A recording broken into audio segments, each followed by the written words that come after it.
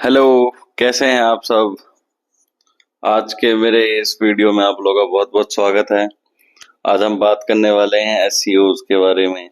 हमारे पास बहुत प्रोजेक्ट हैं एसईओज के लिए। सेक्टर 68, 114 और भी सेक्टर में हैं। अगर कोई आपको इन्वेस्टमेंट करनी हो तो आप बता सकते हैं मुझे। कम से कम 6 से 7 करोड़ मिनिमम बजट आपका होना चाहिए उसके लिए। अगर आपको कोई भी इन्वेस्टमेंट करनी है शोरूम के रिगार्डिंग या ऑफिस स्पेस हो, मतलब कोई भी काम कमर्शियल काम होगा उसमें, कोई रेजिडेंशियल नहीं होगा। और अभी हमारा नया प्रोजेक्ट है सेक्टर 88 में। अगर किसी का कम बजट है, सेक्टर 88 में हमारे पास 3 करोड़ तक का इन्वेस्टमेंट आप लोग कर सकते हैं। उसमें द्वारका एक्सप्रेस वे से होते हुए जा रहा है वो, गुड़गांव सेक्टर 88। नई नई एसईओ आ रही है वहाँ पे, नया प्रोजेक्ट है ये।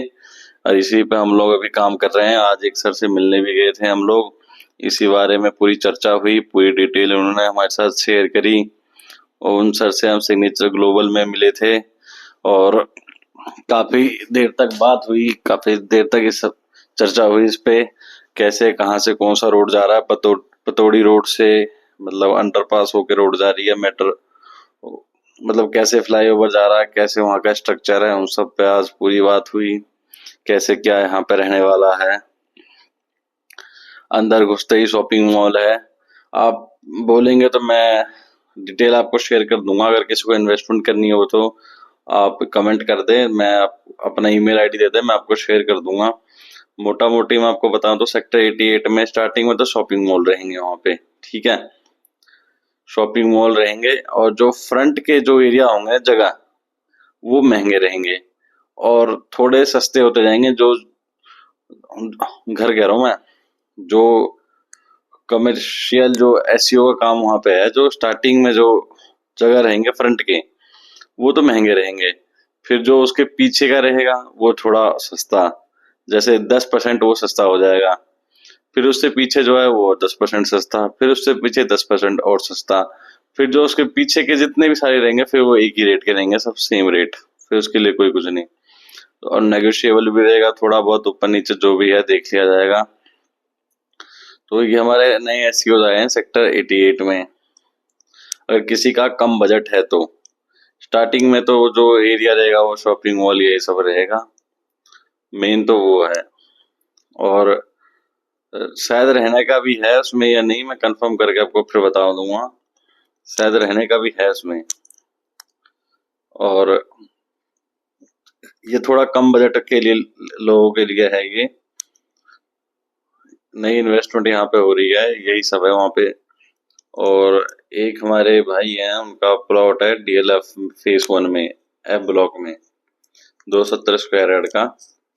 अगर किसी को खरीदनी हो तो आप कांटेक्ट कर सकते हैं। अगर किसी का 10 करोड़ बजट हो तो आप हमें कमेंट में बताएं। 10 करोड़ मतलब 11 करोड़ है उनका, मतलब बेचने का, मतलब नेगोशिएबल जो भी है थोड़ा बहुत करके 10, 10, 10.5 करोड़ तक वो आ जाएंगे। जैसे भी है ऑन टेबल हो जाएगा। आप अगर आते हैं डील करते हैं तो इतने में बात बन जाएगी। और 4-5 कमरे बने बने हुए हैं उसमें, डुप्लेक्स है। यही सब है। और उन भैया ने मैं मुझे पहले भी बताया था एक बार, डीएलएफ की प्रॉपर्टी के लिए बहुत बड़ा वो था वो। तो मैंने उस चीज पे उस समय उतना ध्यान नहीं दिया था। वो कम से कम 100 करोड़ की प्रॉपर्टी थी।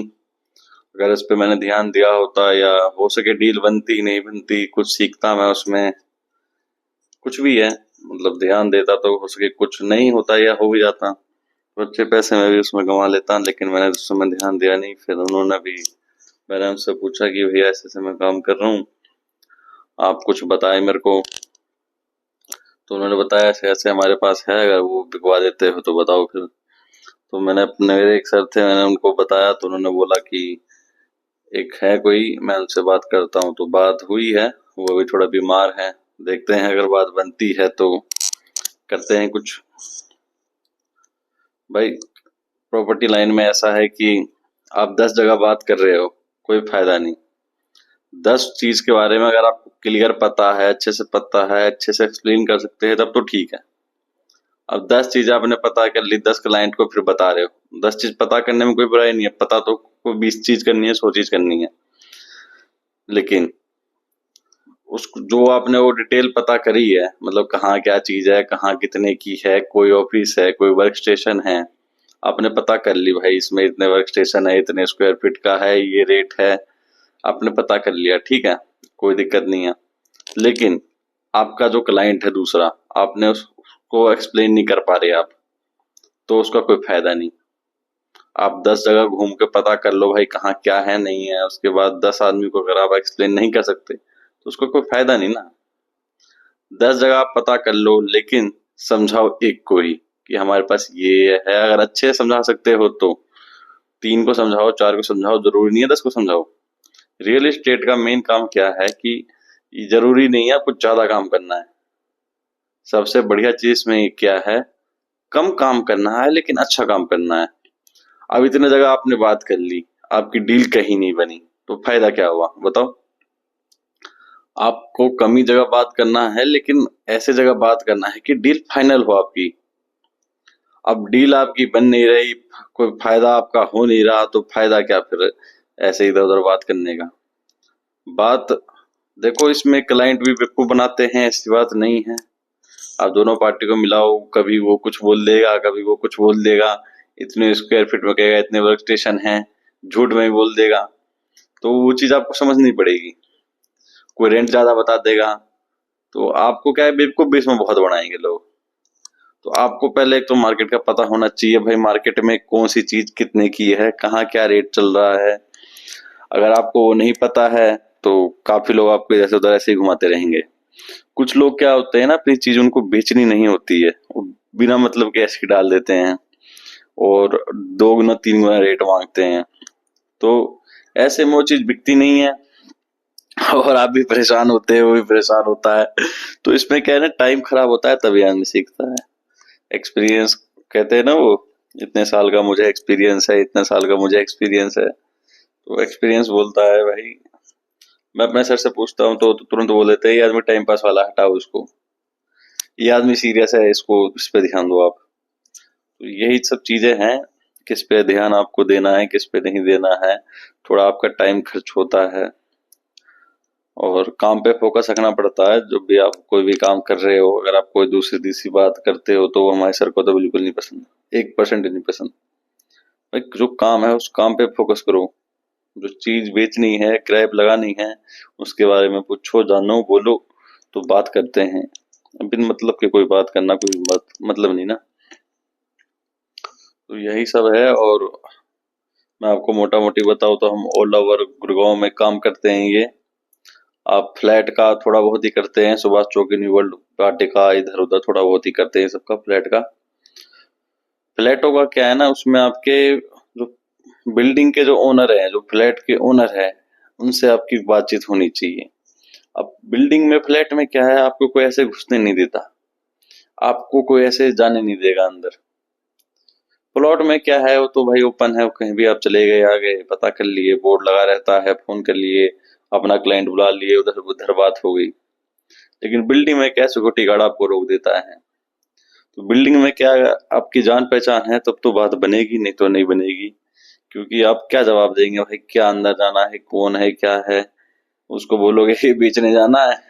आपको पता भी तो होना चाहिए भाई उसके अंदर क्या है नहीं है, पहले तो घुसने ही नहीं देगा, पता ही नहीं करने देगा, पता है भी तो भी नहीं घुसने देगा फिर।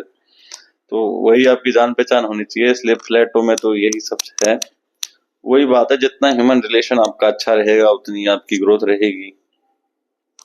ह्यूमन रिलेशन बिजनेस में हो, बहुत बड़ी चीज है ये। ह्यूमन रिलेशन से बढ़कर कुछ भी नहीं है, ह्यूमन रिलेशन से ही सब कुछ है। ह्यूमन रिलेशन नहीं है तो कुछ नहीं है आपके पास।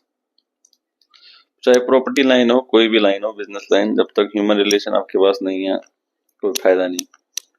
बिजनेस आपका चलेगा ही नहीं जब तक आपके रिलेशन अच्छे नहीं है, क्योंकि बिजनेस में आपके पैसे डूबते भी हैं।